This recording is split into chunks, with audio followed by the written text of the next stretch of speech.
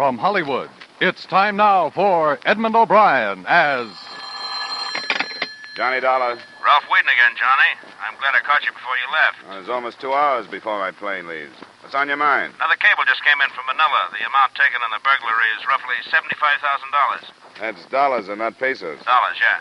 They mentioned that a clerk has dropped out of sight. Native? An American. Name's Blake, Daniel Blake.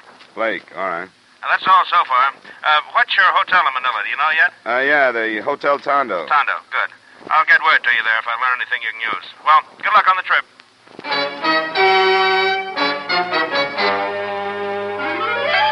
Edmund O'Brien in another adventure of the man with the action-packed expense account. America's fabulous freelance insurance investigator. Yours truly, Johnny Dollar.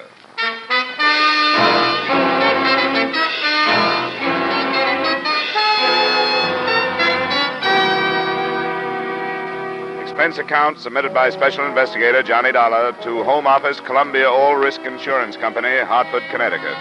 The following is an accounting of expenditures during my investigation of the Woodward, Manila matter. Expense account item 1, $1,850 airfare and incidentals between Hartford and Manila.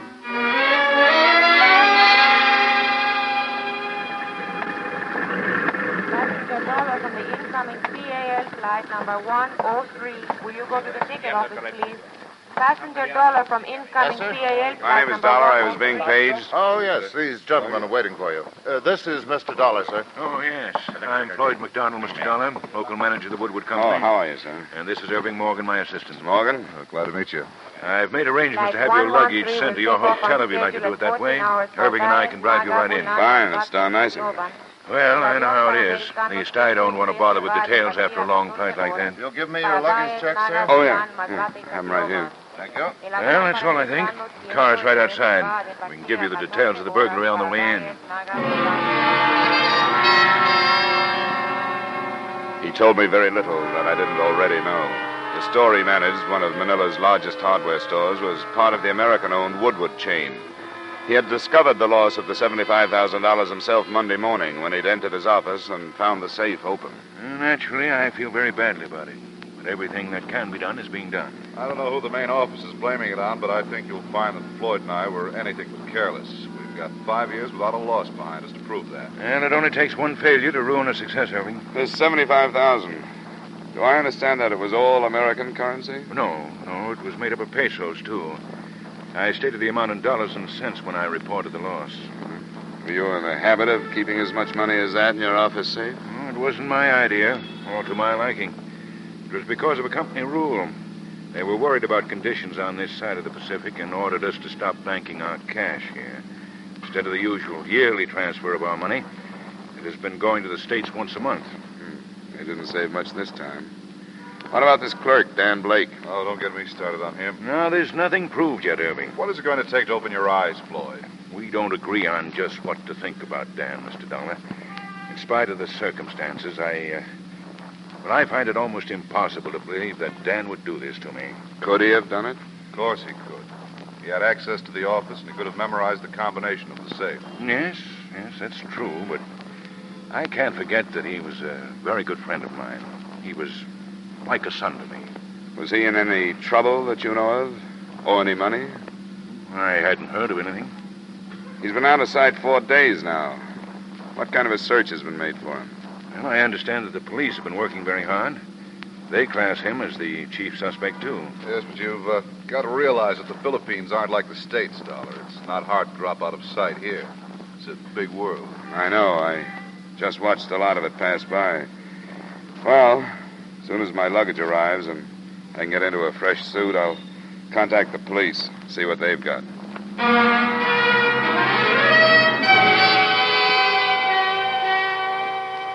Expense account item 2, $350, including tip, a pitcher of gimlets delivered to my room. While I waited for my baggage to arrive, I relaxed in front of a window. My hotel was 2 blocks from Manila's Great Bay in a section called El Puerto. From my room, I could see enough of the Orient, the native craft working the harbor, to give even a common hardware store burglary an atmosphere of intrigue. Expense account item 3, 80 cents cab fare to police headquarters, where I was shunted into a side office to wait for the sergeant in charge of the Woodward case. He finally showed up. Sergeant Malvar, you wait for me? Yes, my name is Dollar. I know. You come to talk of my burglary. You are a policeman? Well, not quite. I've been hired by an insurance company to learn what I can about it. What do you wish to learn from me? Whether you've made any progress. You gotten any place with your search for Dan Blake? Dan Blake? No, I do not look for him now. Oh, you don't? No. I have captured the thief. Oh? Who is it? Miguel Nosaleda. You've recovered the money? He will not say where it is yet, but he will say tomorrow, maybe. What evidence do you have, Sergeant? He cannot say where he was that night of the burglary. Is that all? He's by profession a thief. He was arrested while he was robbing another store last night. Does he speak English? Oh, yes. Wonder if I could talk to him. Maybe he's afraid to confess to the police, and maybe I can get him to talk. All right. You come with me.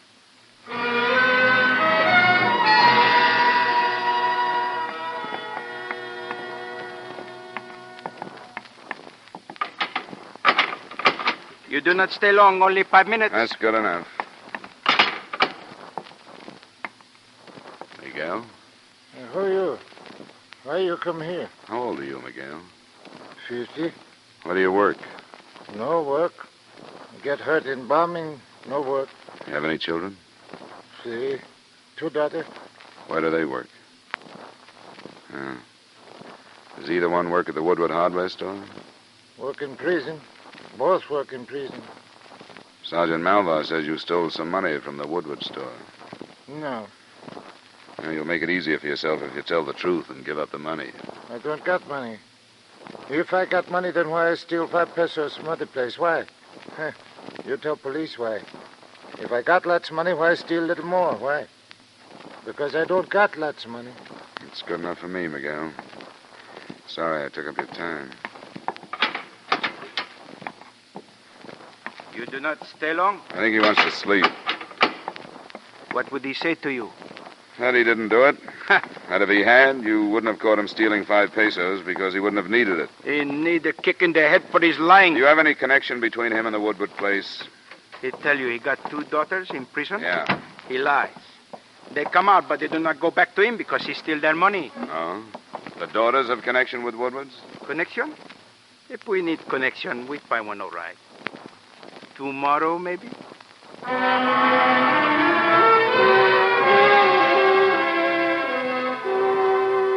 I had an idea Sergeant Malvar's philosophy reasoned that it was a lot easier to grill the wizened little prisoner than it would be to continue the search for Blake. But I left him to his own devices and cabbed to the Woodward store. I was told that neither Floyd McDonald nor Morgan were in, but that a secretary would help me. Oh, how do you do, Mr. Dollar? I knew that you were coming out. My name is Charlotte Page. Floyd McDonald's my uncle. Oh, I didn't know that. He had to go out to Ermita with an order for a house that's being built there. Can I help you in any way? I wanted to look at the office, find out where the safe was. Oh, I can show you. I'll check this door first. Good stout lock. Have to have a key. Is this the only entrance? Well, the one window there, but it's in a blank wall. Mr. Dollar, I know you've been here only a little while, but have you learned anything? Not much, but all of it looks bad for Dan Blake. Can't believe it. I just can't believe that Dan would do a thing like this. How well did you know him? Evidently not well at all if he stole the money. We're the same age, found something in common working here together. I've had dinner with him occasionally, going to the beach. Know if he was in any kind of trouble, debts or anything? No, I thought he was very happy and comfortable here. He seemed to be. Where's this safe now? It's under the rug near the desk. You have to lift the corner of the rug. Did Dan Blake know where it was? Oh, yes. Everybody trusted him. He'd been here for years. Did he know the combination? No, I don't think so. Uncle Floyd handled the cash. Could he have memorized it? Well, I don't know that either. I hadn't given it a thought. I guess we can put the rug back. Oh, I forgot to get Blake's address from the police. You happen to know what it is? Oh, I've forgotten. It's somewhere on Sampaloc. I can find it on the payroll. It should be right here. It'd be too easy to find him there, wouldn't it, Mr. Dollar? Much too easy. Thought I might pick up a crumb or two. Oh, here it is. 307 Sampelock Street. 307 Sampelock. Thanks. Tell Mr. McDonald I was here, would you, please? And that I'll be in touch tomorrow.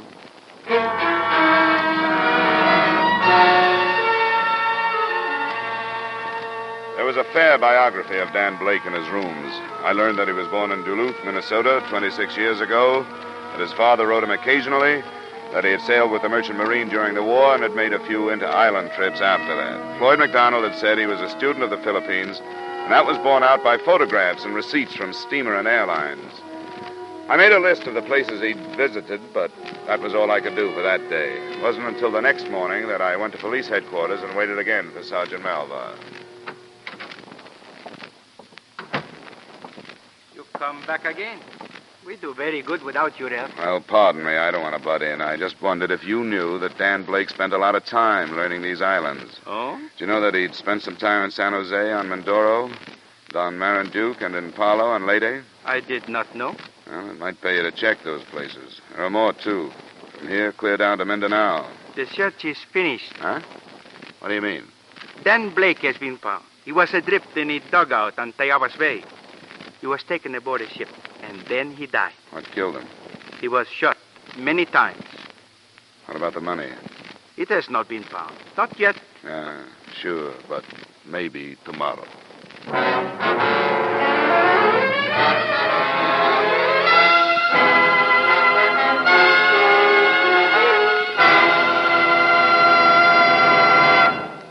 We'll return you to the second act of yours truly, Johnny Dollar, in just a moment. With winter in the wind, driving becomes more hazardous every day. Not as much for you in your car as for the people walking across the street or along the edges of a highway. A shoe touches a tiny strip of ice. Someone loses his balance, falls in the wrong direction, and there is sudden death. Check your car carefully. Make sure your brakes are good. Make sure your tires have a heavy tread. Check your steering wheel. Someone's life may depend upon the efficiency of your automobile, upon the care of your driving. Now, with our star, Edmund O'Brien, we return you to the second act of yours truly, Johnny Dollar.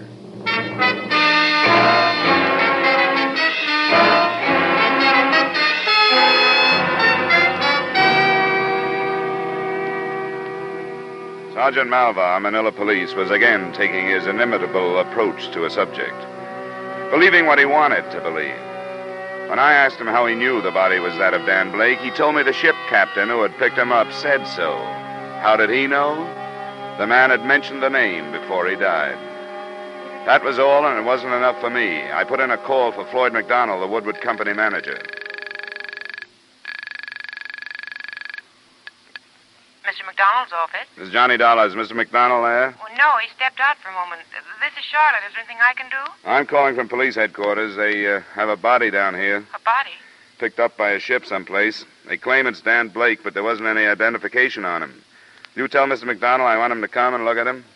Yes. He should be back any minute. I'll tell him to come right down.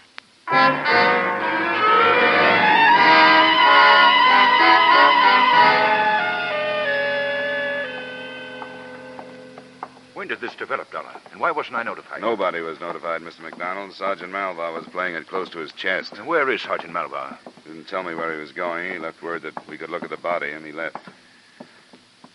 My name is Dollar, Corporal. See, you go in. Thanks. I know this is unpleasant, but we have to find out. Good Lord. Is this Dan Blake?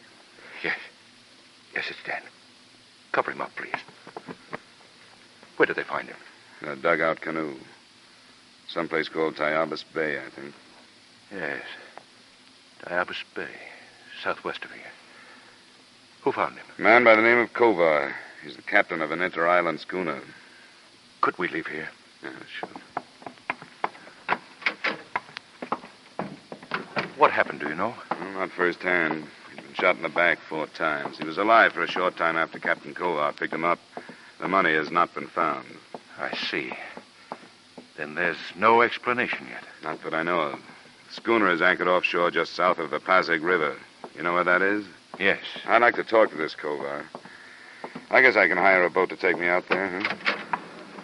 I'll drive you down to the docks. As a matter of fact, I'd like to go with you. Well, it's a good idea if you have the time. Well, I'll take the time. That's my car there.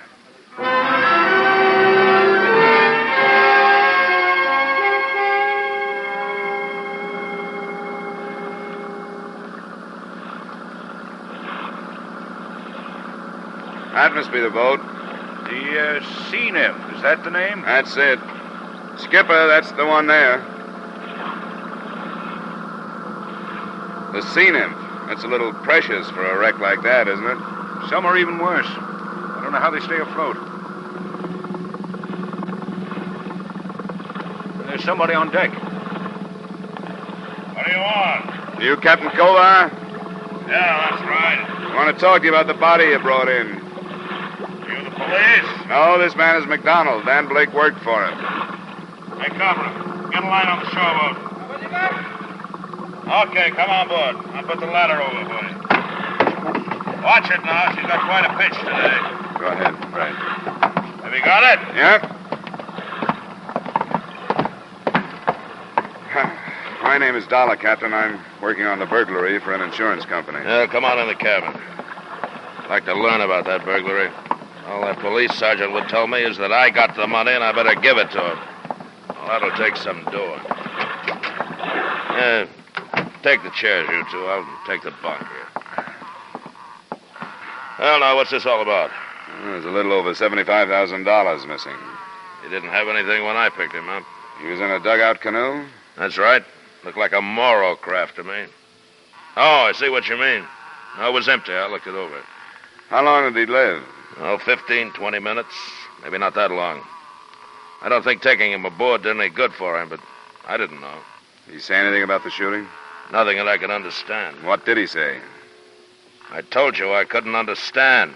Just some noise. But you were able to understand his You're name. beginning to sound like that police sergeant, mister, and I don't like it. I thought I was doing right when I brought that boy Now, in. wait a minute, Captain. I wish I'd left him there. Police right now are getting papers to search my ship, and now you start. I'm not making any accusations, but you were the last person to see him alive. I'm interested in what he said. Well, he said Blake. Blake. That's all I can understand. Tell you the truth, I wish I'd left him there. But you know what I think? What's that? If he went from Manila to someplace on Tayabas Bay where he had his dugout, plenty could happen. It's about 60 miles. You heard about our Hucks, our rebels? Yeah, I've read about him. They're a bunch of cutthroat scum, and they don't think twice when they get the chance to kill an American. $75,000, so much the better.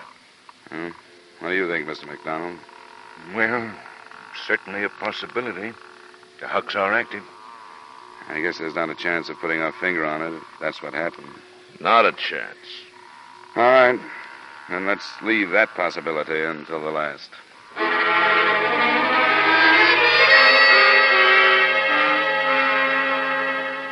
I wasn't sure of Captain Kovar. If he was telling the truth, he was doing so without tact. And if he was lying, he seemed to be doing that with complete confidence. I didn't bother questioning his crew. I knew that Sergeant Malva, if he hadn't already, would take care of them when he returned to search the schooner. I spent the rest of the morning and part of the afternoon in routine legwork on the case, and at 4 o'clock, I got the sergeant's report. There was nothing. From one end of the ship to the other end, my men look. I know it is there, but it was not found. Did you talk to the crew? Yes, I talk myself to them. They do not hear Dan Blake say anything. The captain is the only one who hear him. What have you done with him? What is there I can do? Nothing. I leave his ship, and that is all. Huh? What now? But now, there is nothing now. So the Hawks killed him. Then that is all. I learned a few things about Floyd McDonald this afternoon. So? He's up to his neck in debt. Did you know that? So? I don't know about the Philippines, but in the States, it's an old pitch to have a patsy found full of bullets, but without the missing money. I do not know what you say. That maybe it looks like Dan Blake is the thief when somebody else is. I haven't been able to find a reason for the kid to have done this. Now I find that McDonald needed money. I did not know that. It would not be wise for me to question him. In Manila, Mr. McDonald is not the man to suspect. He is known as a man with honor. Yeah, so I gathered. That's probably why he could get so far into debt.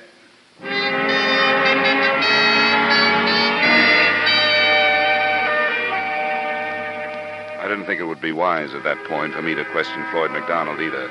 I waited until his store closed that evening and until his assistant, Irving Morgan, had gotten to his home.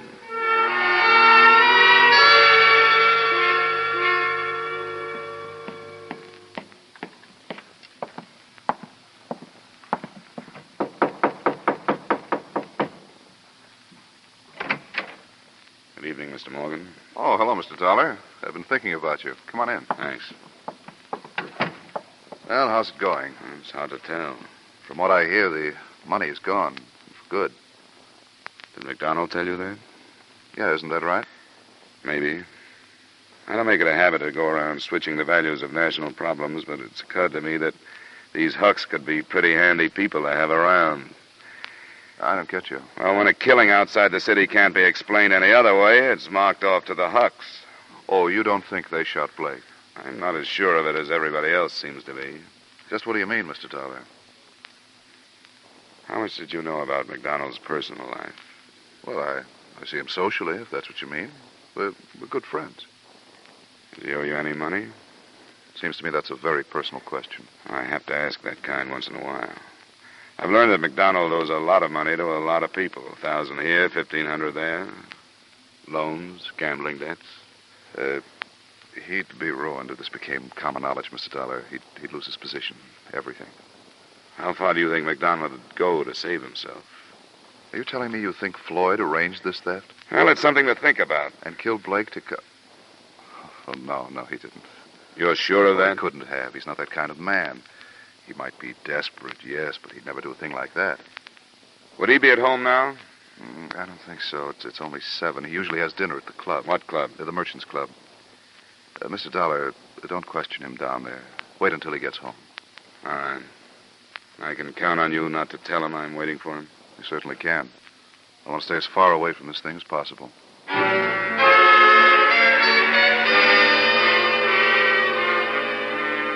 An hour and a half later, a cab dropped me in front of Floyd McDonald's home. The residence, at least, was a picture of propriety.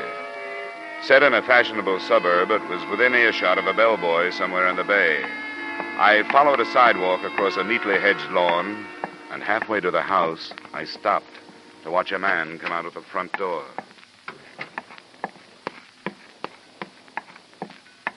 Captain Culver. Who is it? What do you want? What are you doing here? Forget it. Oh, I can't. What's your part in this? Never mind. Forget you saw me. Come here.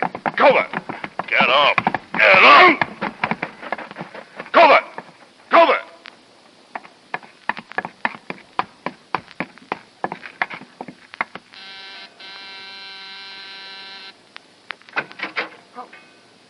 Now you. I didn't expect this. You live here? Yes. I came to talk to your uncle. Is he here? No. And Captain Culver was with you. Yes, Captain Culver was with me. You're hurt. What did he do to you? He hit me. Why? Because he's insane. He thought he had to hit me. He wanted the money. Gave it to him. You gave him the money? Yes, all of it. Every penny of it. I didn't want it anymore. That's not what I mean. You were holding the money for Dan Blake. For us. We were in it together. Culver learned it from Dan before he died. Yes. Dan kept calling for me while he was dying. So this Culver thought he could blackmail me. He thought I gave him the money to keep him quiet. Dan and I were trying to get away from this place. Have a life of our own. We tried. Now I don't care what happens to me. Where's the telephone? Through that door, but you don't have to call. I'll go to the police by myself. I just wanted to wait till Uncle Floyd got home. I'm not worried about your personal problems, Charlotte. That's not my job. Culver and that $75,000 is all I want.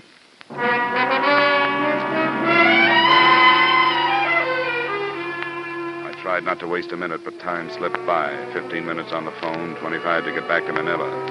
When Sergeant Malva finally arrived at the harbor police dock, a boat was ready for us. Come as quick as I can. His ship is not at anchor. I checked it. He moved out about 20 minutes ago. We go then. Kami ay handa na.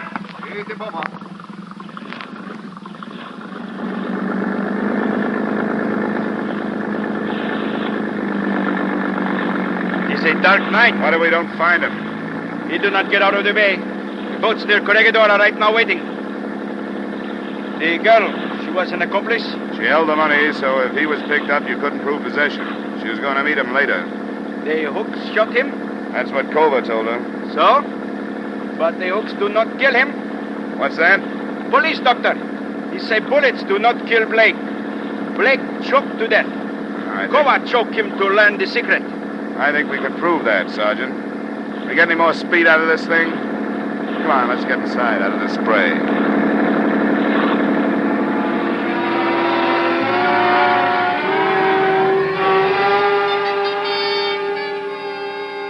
A 20-minute start isn't much when a schooner with auxiliary power is matched against a police boat. With our speed and the beams from 4 searchlights fanning out around us, we covered every possible course that Kova could have set.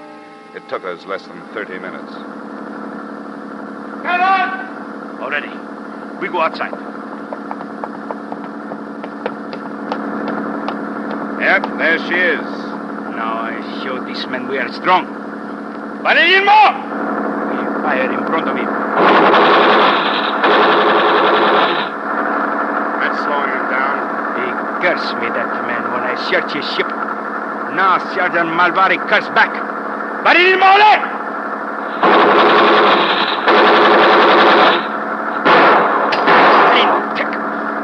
Is he crazy? Got one of our lights. You'd better douse the others before he smashes them. But the more! Aguila! He's crazy. That depends on whether the darkness works for him or not. All I can see is his weight now. Do not get away. Tayo pumanik sa barko nila! We move in right now. Go on board. He's shouting something. Captain, Kova! There is no use to fight. We come aboard. Abra, get that engine started. Get it started. The crew's turning on him. You won't, won't you? All right, you won't.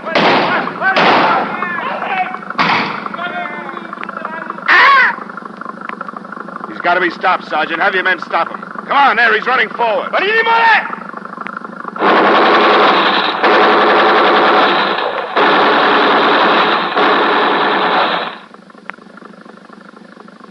You are my witness.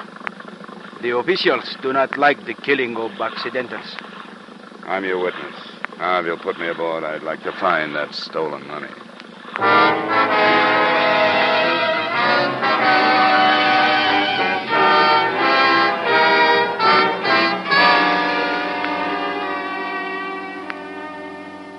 Expense account item 3, $230, blanket item covering hotel, transportation, etc. Item 4, same as item 1. Expense account total, $3,940. Remarks? After the arrest of Charlotte Page, the stolen funds were counted in front of witnesses, and the amount was not as large as was claimed by McDonald. I don't know what you can do about it. Everybody seems to be out after something these days. Yours truly, Johnny Dollar.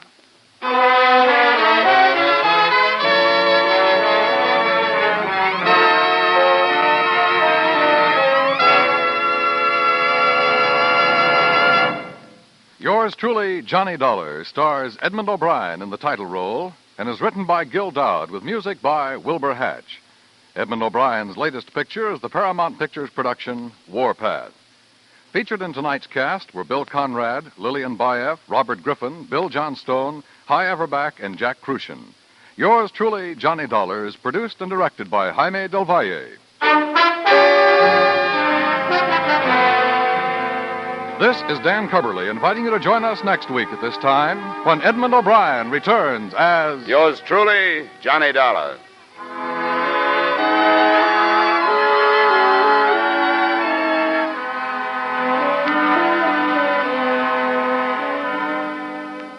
You can sing it again on CBS tonight for a whole hour of fun-packed, music-packed entertainment. And maybe Dan Seymour will be calling you to solve one of the tuneful little riddle songs that lead to a chance at radio's largest cash jackpot, $5,000, plus $10,000 more in wonderful prizes.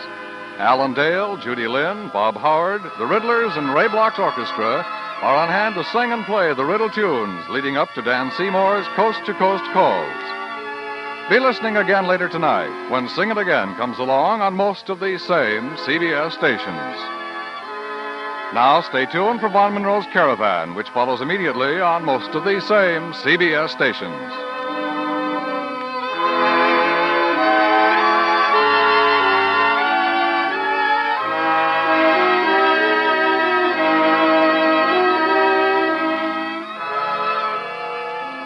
This is CBS, where you laugh with Lucille Ball and My Favorite Husband on Saturday nights, the Columbia Broadcasting System.